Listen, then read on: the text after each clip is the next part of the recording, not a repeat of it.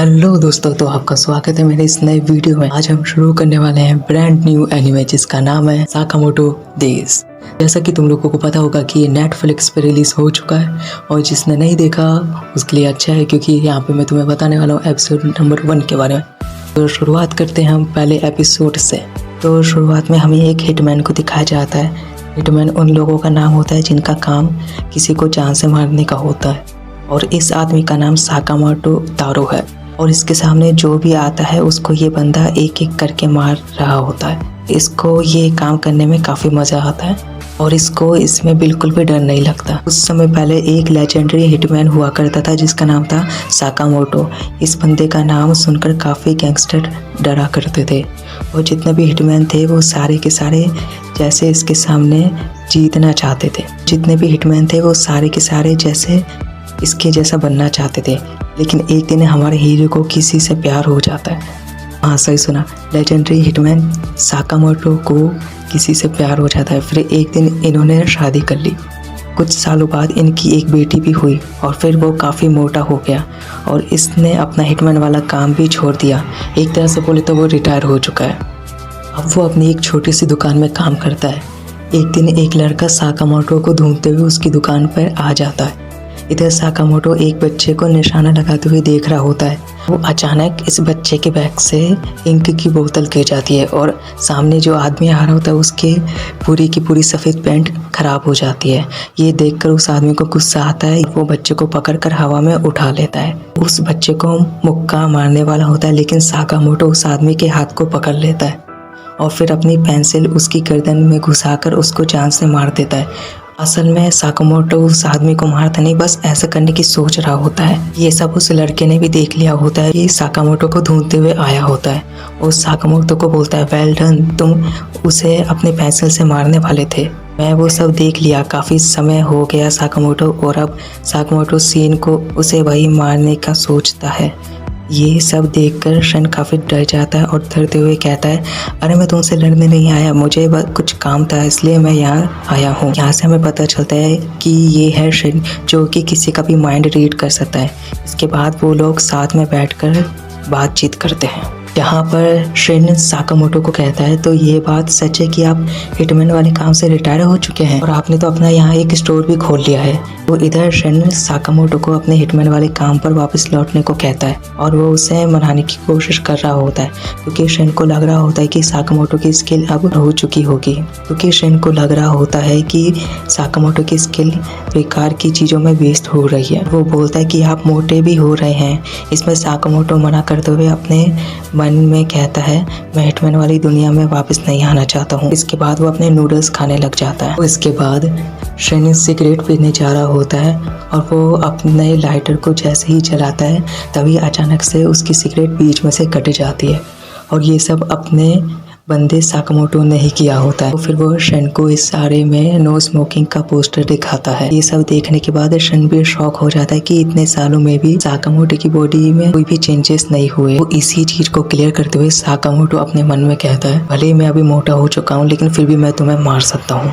ये सब कुछ जो साकामोटो सोच रहा होता है वो सारी बातें शन को पता चल जाती है और ये सारी बातें सुन के शन की हालत खराब हो जाती है। तभी एक डिलीवरी वाला साकामोटो के सामने आता है और उसको उसकी हेल्प करने को कहता है, जो कि सुनकर शन को लगता है शायद साकामोटो अब हिटमैन वाला काम करता है और एक आम आदमी होने का दिखावा करता है, लेकिन ऐसा कुछ भी नहीं है। डिलीवरी वाले को अपना पेड़ कटवाने में साकामोटो की हेल्प चाहिए थी। साकामोटो टाउन के लोगों की छोटी मोटी हेल्प करता है। इतने बड़े हिटमैन को छोटे मोटे काम करते हुए देखकर शन को गुस्सा आता है और वो कहता है कि उसकी नज़र में साकामोटो की रिस्पेक्ट कम हो गई है। इसके बाद शन अपनी कार में जाके बैठ जाता है और सोचता है कि वो पूरे 5 साल बाद साकामोटो को देख रहा है, लेकिन अब वो कितना भी कमाल का उसका मोटा शरीर होने के बाद भी उसका ऑरा कम नहीं हुआ। काश वो फिर से उसके साथ काम कर पाता। तभी शन के पास उसके बॉस का फ़ोन आता है और वो पूछता है कि तुमने साकामोटो को काम में आने के लिए मना लिया। शन कहता है कि नहीं बॉस, उसको बोलता है तो फिर उसको मार दो। अगर कोई हमारी गैंग छोड़ कर जाता है तो उसका हम सफाया कर देते हैं। ये हमारी दुनिया का नियम है। अगर ये काम शिन नहीं कर सकता तो वो किसी और को भेज देंगे। शिन असल में साकामोटो को मारने के लिए ही भेजा गया था। लेकिन वो उसका बहुत बड़ा फैन है और वो ऐसा नहीं करना चाहता। और शिन समझ जाता उसके पास कोई और चारा नहीं है। अगर उसने साकामोटो को नहीं मारा तो कोई और उसको मार देगा। साकामोटो मेरे हाथों ही मरना चाहिए। अगली सुबह शिन दोबारा से साकामोटो की शॉप पर जाता है जहाँ उसकी वाइफ कहती है कि तुम कल भी आए थे ना, पर शिन उसका कोई रिप्लाई नहीं देता और अपनी गन में साइलेंसर लगा के स्टोर के अंदर चला जाता है। शिन साकामोटो से कहता है वो आज टाउन छोड़ के जा रहा है, तो जाने से पहले साकामोटो को गुड बाय बोलने आया था।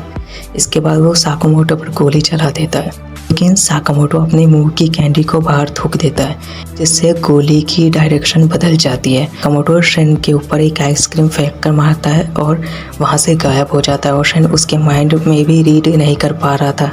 अब शिन को थोड़ा ध्यान बढ़ाकर साकामोटो उसके पीछे आ जाता है और उसके मुँह पर एक जोरदार लात मार देता है जिससे शिन दूर जाके गिरता है और कहता है कि पता नहीं वो क्या सोचकर साकामोटो से लड़ने आया था। इसके बाद शिन बेहोश हो जाता है। शिन को जब होश आता है तो वो देखता है कि वो साकामोटो के घर में होता है जो उसकी दुकान के ऊपर वाले फ्लोर पर है। शिन साकामोटो की फैमिली के साथ डिनर करने बुलाया जाता है और शिन को समझ नहीं आता कि साकामोटो उसको अपने घर क्यों लेके आया है। इस खाने में जहर तो नहीं, लेकिन उसके शरीर पर जहर का असर नहीं होता। शिन जब खाना खाने जाता है तो उसको काफ़ी टेस्टी लगता है। शायद उसने कई दिनों बाद घर का खाना खाया होता है। शिन को ये खाना खाकर इतना अच्छा लगा जितना उसको कभी काम करके नहीं लगा। उसको समझ में आता है कि इन छोटी छोटी खुशियों के लिए साकामोटो ने अपने काम को छोड़ा था। डिनर के बाद शिन साकामोटो को खाने के लिए शुक्रिया कहता है और वहाँ से जाने लगता है। साकामोटो उसे एक बोर्ड दिखाता है जिस पर लिखा होता है थैंक यू, फिर ज़रूर आना। फिर शिन अपनी गैंग के पास चला जाता है जहाँ उसको उसके बॉस से काफ़ी डर लगता है। उसका बॉस उसको काफ़ी डांट लगाता है कि तुम उसको मार क्यों नहीं पाए।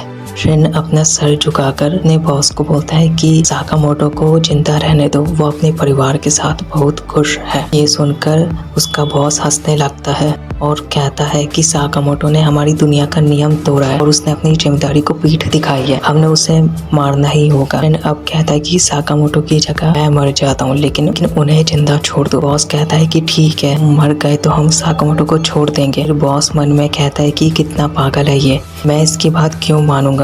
उसके मन की बात शिन सुन लेता है और उल्टा उसी पर गन पॉइंट कर देता है। इसके बाद इनमें लड़ाई हो जाती है और इधर साकामोटो अपनी दुकान में बैठकर सुन रहा होता है। इसके बाद वो एक बटन दबाता है जिससे हम देखते हैं कि दुकान में ढेर सारी गन छुपी हुई थी। साकामोटो इनमें से बस एक गन उठाकर निकल पड़ता है। इधर शिन किसी तरह से जिंदा बचा हुआ था क्योंकि वो अपने आसपास के लोगों की माइंड रीड कर रहा था। तो उससे छुपने में काफ़ी आसानी हो रही थी। एक आदमी उस पर पीछे से ही फायर कर देता है, लेकिन फिर भी शिन उससे बच जाता है। बॉस सभी से कहने लगता है उसके करीब जाओगे तो वो तुम्हारा माइंड रीड कर लेगा, तो दूर रहकर ही उसको घेर लो। शिन की गोलियां अब खत्म हो चुकी थी और 3 लोग उसे घेर लेते हैं। वो शिन को मारने ही वाले थे, लेकिन साकामोटो पीछे से आकर उन्हें गन से करंट लगा देता है। साकामोटो को देखकर शिन और उसका बॉस दोनों चौंक जाते हैं।